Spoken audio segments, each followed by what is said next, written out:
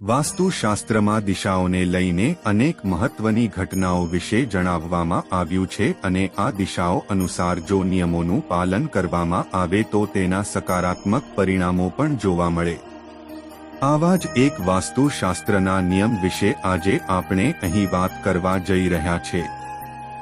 વાસ્તુશાસ્ત્રમાં ઝાડુ લગાવવાથી લઈને એને કઈ દિશામાં કઈ રીતે રાખવું જોઈએ એના વિવિધ નિયમો જણાવવામાં આવ્યા છે।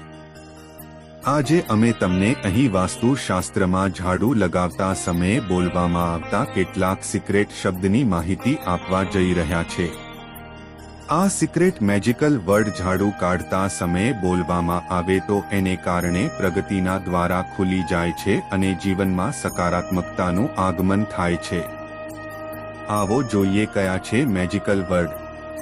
તમે જ્યારે સવારે ઘરમાં ઝાડુ મારો ત્યારે એક વાક્ય ચોક્કસ બોલો કે અમારા ઘરમાંથી રોગ બહાર જઈ રહ્યા છે। આખા ઘરમાંથી ઝાડુ લગાવતી વખતે જો આ મેજિકલ વર્ડ બોલવામાં આવશે તો તેના પરિણામો જોવા મળશે। એટલું જ નહીં, આવું કરવાથી ઘરમાં સકારાત્મકતા આવે છે અને સુખ સમૃદ્ધિ જળવાઈ રહે છે। આ સિવાય જો તમારા ઘરમાં કોઈ પણ પ્રકારનો તણાવ જોવા મળે છે તો સવારે ઝાડુ મારતી વખતે બોલો કે મારા ઘરમાંથી તાણ બહાર જઈ રહ્યો છે અને થોડા જ સમયમાં તમને આના સકારાત્મક પરિણામો જોવા મળશે અને ઘરમાં હસી ખુશીનો માહોલ જોવા મળશે। વાસ્તુશાસ્ત્રમાં આપવામાં આવેલી માહિતી અનુસાર ઘરમાં ક્યારેય તૂટેલું ઝાડુ નહીં રાખવું જોઈએ। આ સાથે સાથે જ ક્યારે ઘરમાં ઝાડુ ઊભું નહીં રાખવું જોઈએ।